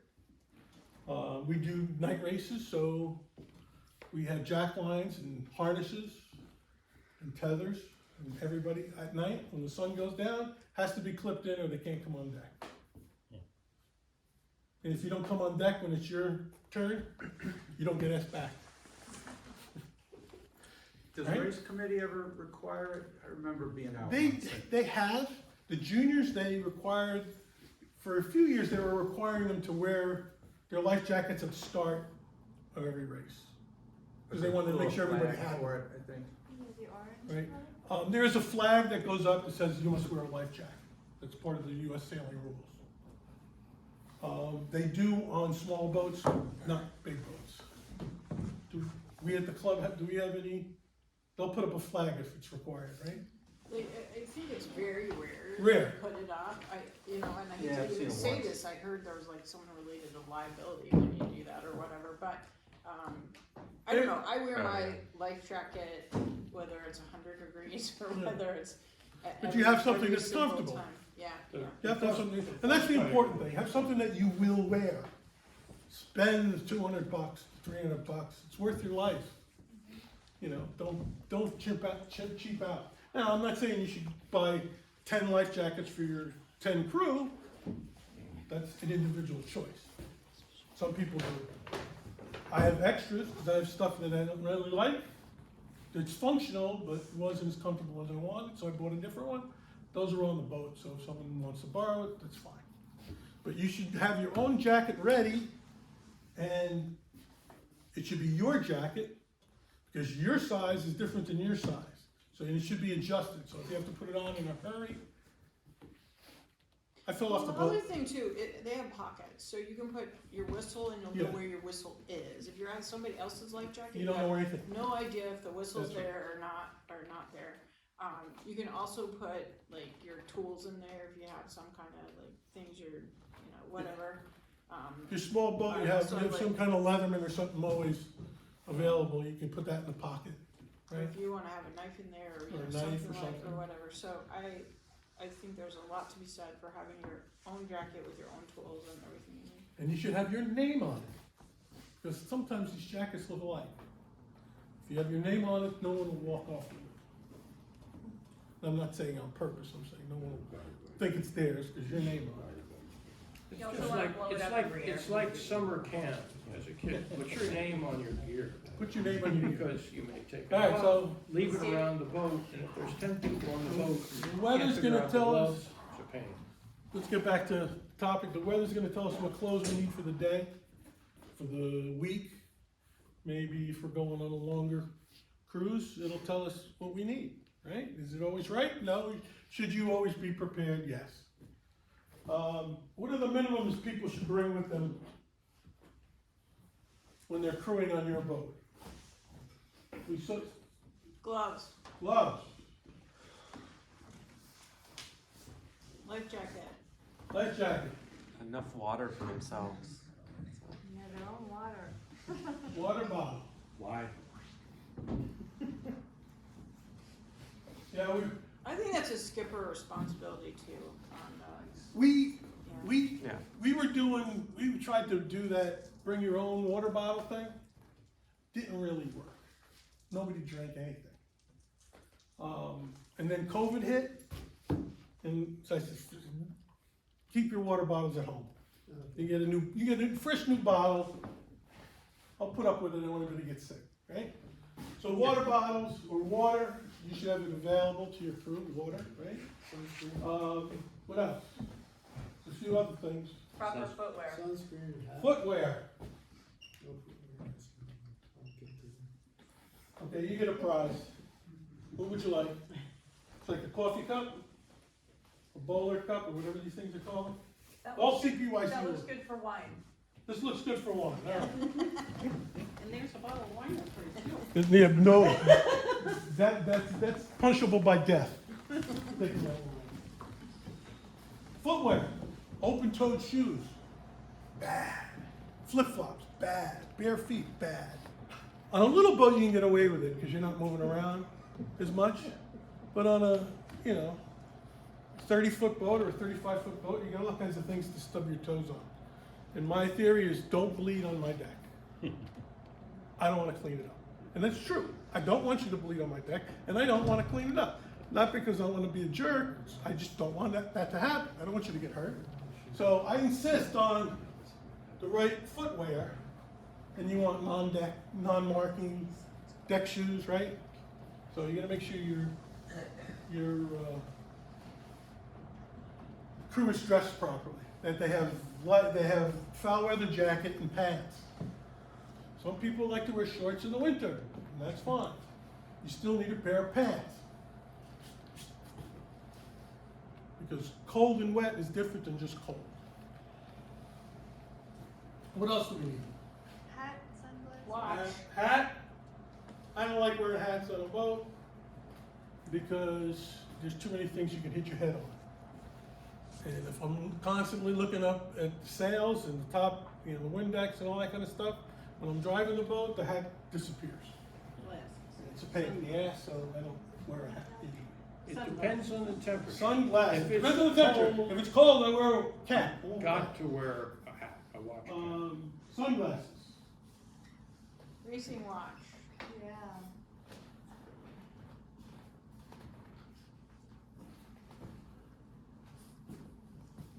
We have sunglasses. Why do we want sunglasses? Right. So you can see, protect your eyes from the wind. You protect your eyes from a lot of things. Wind and the sun is more important. You know, I walked into a motorcycle shop. It was one of the best things I ever saw. There was a sign up there that said, buy a $10 helmet for your $10 head. That's so true, but it's also true with eyeglasses. Buy the $10 sunglasses for your $10 eyeballs. If that's all you think your eyes are worth, go for it. I don't inspect people's sunglasses. I assume that they're gonna do that themselves. As long as they have something. Here's a go fast that I read from Peter Eisler, who goes pretty fast in every boat he's been in. He never goes out without a pair of polarized sunglasses, which he has washed just before getting on board and dried carefully. Why would he do that? With polarized sunglasses, if there's a sun up, you can see better. You can pick up on the wind shifts and calms better. So if you're calling the wind, and probably you are, I go with Pete. Polarized sunglasses. What about sunscreen? Go fast. Absolutely. Sunscreen. Why is sunscreen important? Skin cancer. Half of you people will last 15 minutes in the sun and then burn. And then you're not coming back tomorrow. Or you'll be miserable.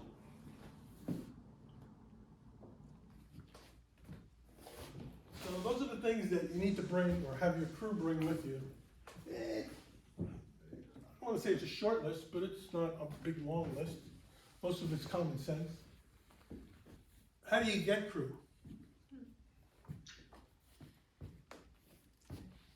How do you get crew? Pick them up at the YMCA. Pick them up at the Y. That's a good place to pick up fit people, I can tell you. But Not easy. how do you get crew by social interaction? Hanging around the club, talking to people. And you'll hear someone say, oh man, I'd like to race on Wednesday nights. You race your hand. Race with me, race with me. I'll take anybody once. Anybody wants to go, I'll take them at least once. There's very few people that I won't let come back. Even novices.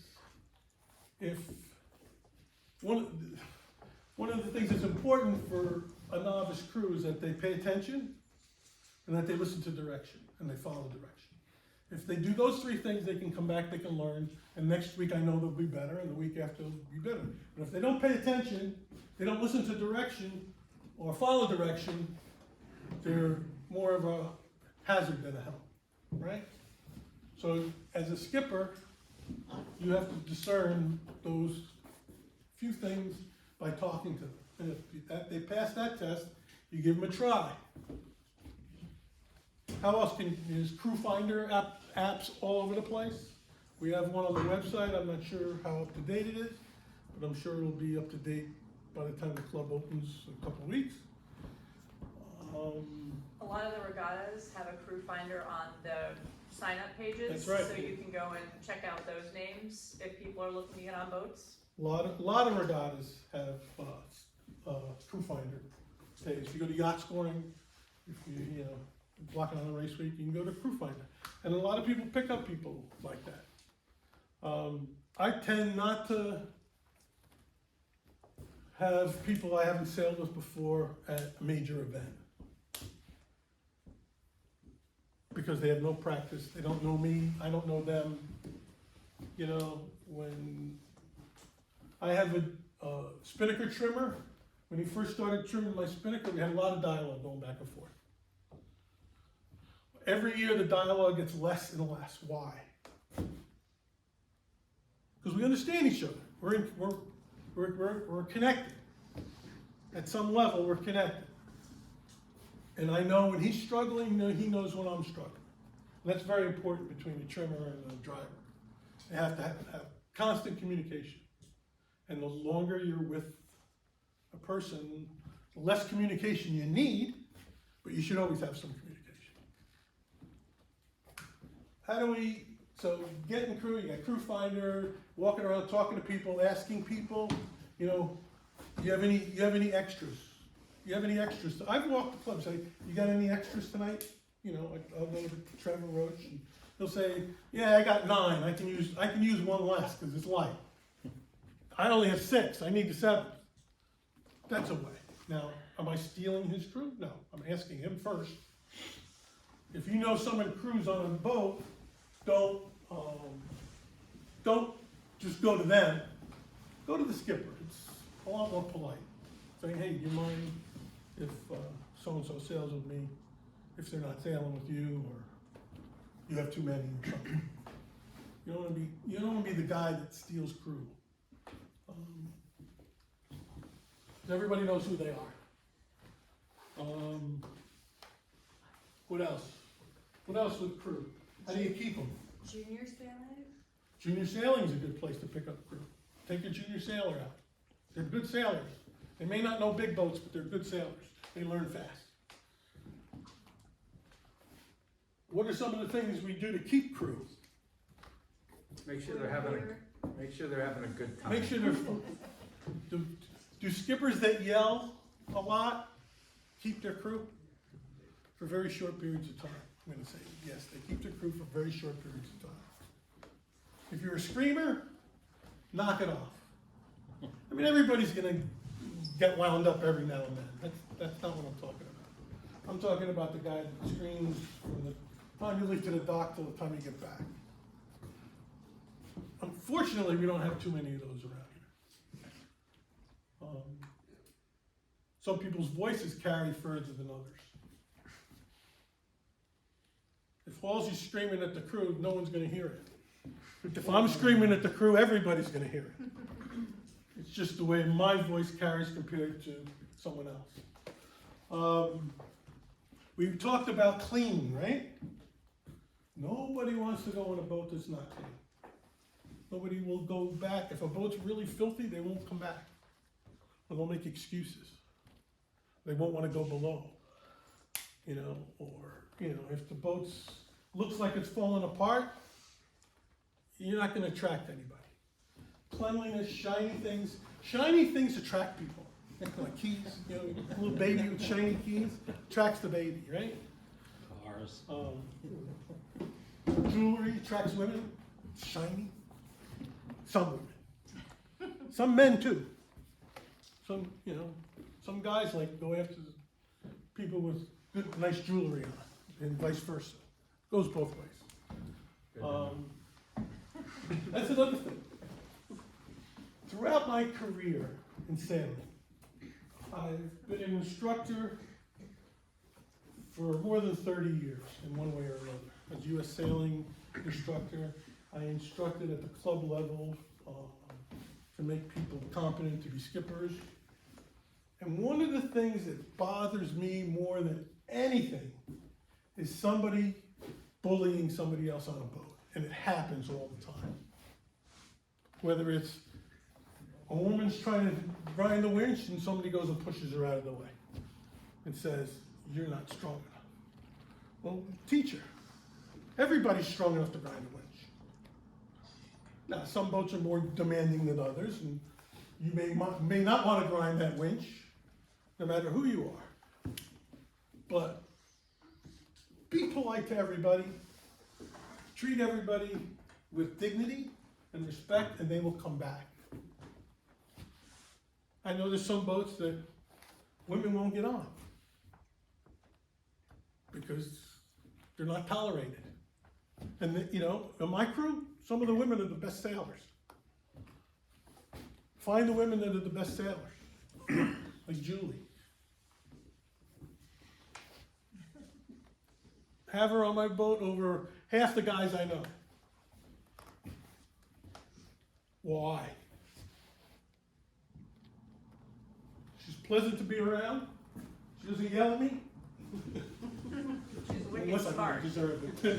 She might. And she's competent. She can follow direction. She knows what to do. She's experienced. But even if she wasn't experienced, Those other things are important in crew. Competence. I sailed with this one woman, happens to be a woman. Her name was Christine, and Christine came on a boat, you taught her how to spin the winch. The next day, she came on a boat, you taught her how to spin the winch. The 30th time she came on the boat, you taught her how to spin the winch. This woman was the happiest person I ever met, because every day was a new day.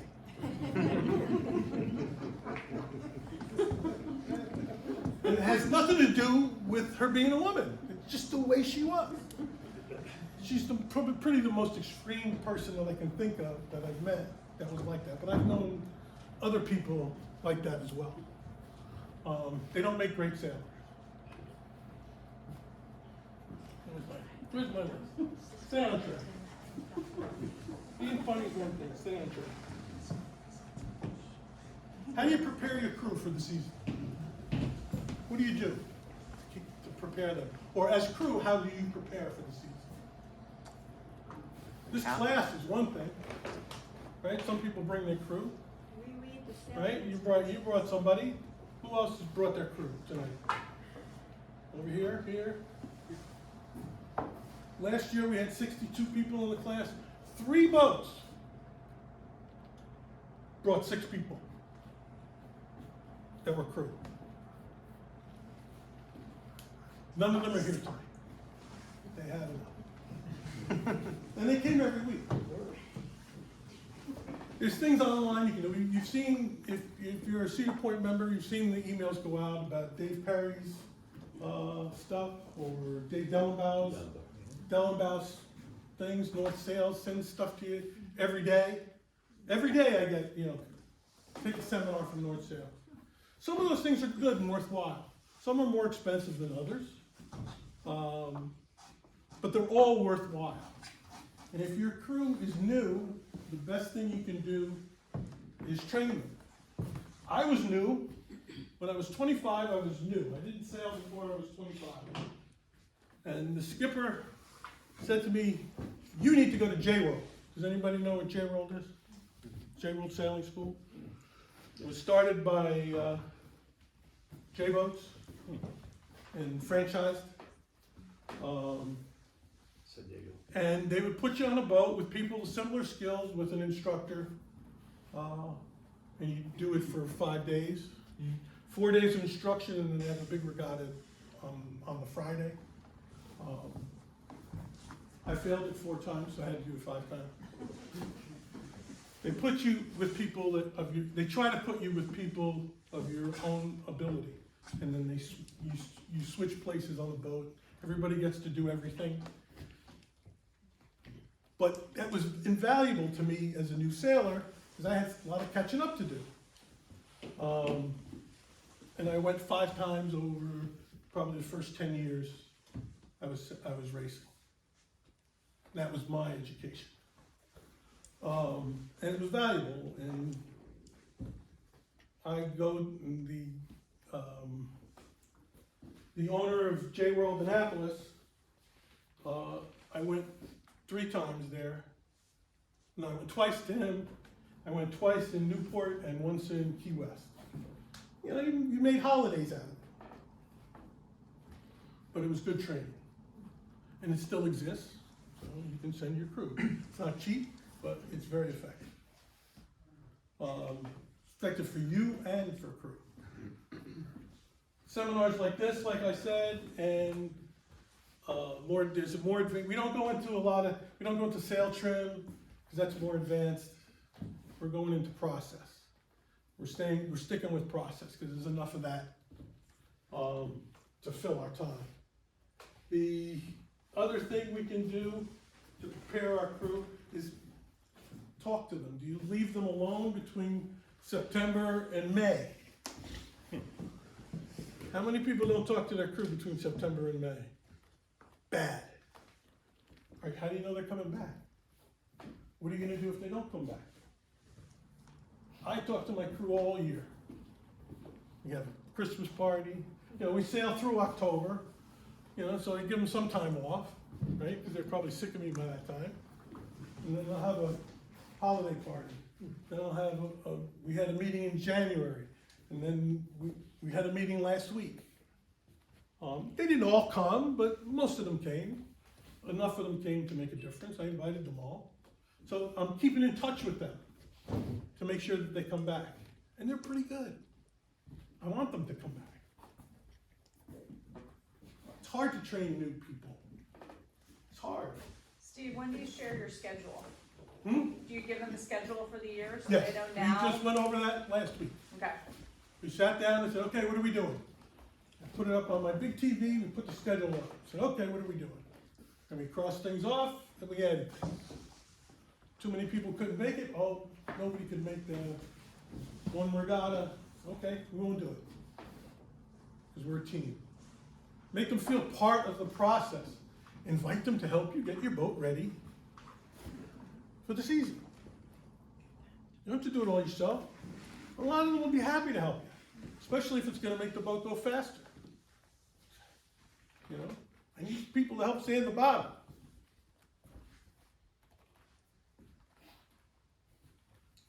What else can we do to prepare? Keeping in touch is the biggest thing. Familiarize them with the boat. Encourage them to take education on their own.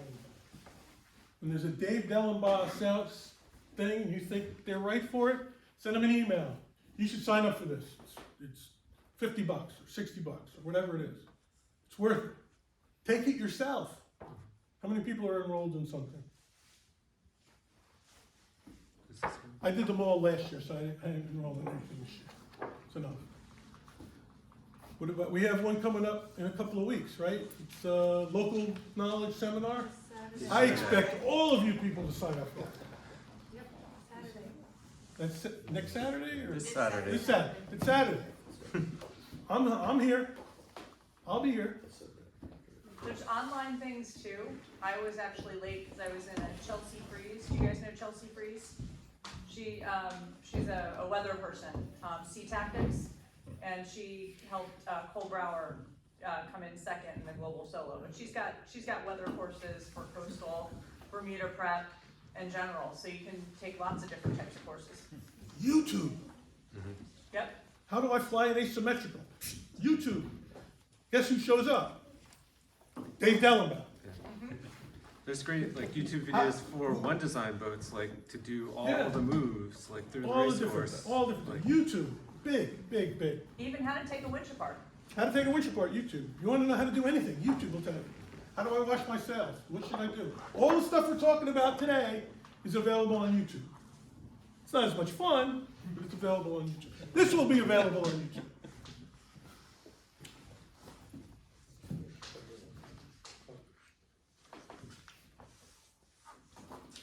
What is the most important thing that we can do to prepare ourselves for the season?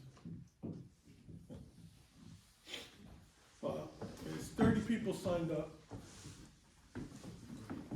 There's 30 people signed up for this class. That was an important thing. Half of them showed up. It was okay. But we're good. You guys are on the right track. And next week, we're going to jump right into starting principles. Talk about the starting line, how to find the favorite end, what are the requirements to a good start, or the necessities, things that you have to do to have a good start. We'll talk about that all next week. So this week, go to a boat yard and look at boat bottoms. I'm telling you, you'll be surprised on how bad they are. I go to my boat yard, it's Brantford, it's a pretty big yard. It's probably 300 plus boats on the hard. I'll dare anybody to find a smoother bottom than I have. And I will congratulate them if they find it, or if they have it. It just the thing that people don't pay attention to, that is probably the biggest bang for the buck here. So with that, we'll see you all next Wednesday. Is there a particular day that's good or not good? I'm going to send an email to everybody. I'm going to ask you to pick a day of the week. First, second, and third choice. and we'll try to have one of the makeup sessions one of those days in the next few weeks. The sooner we can do it, the better, so we can get on, get back on. Thanks for coming, I'll see you all next week. Thank you, Steve.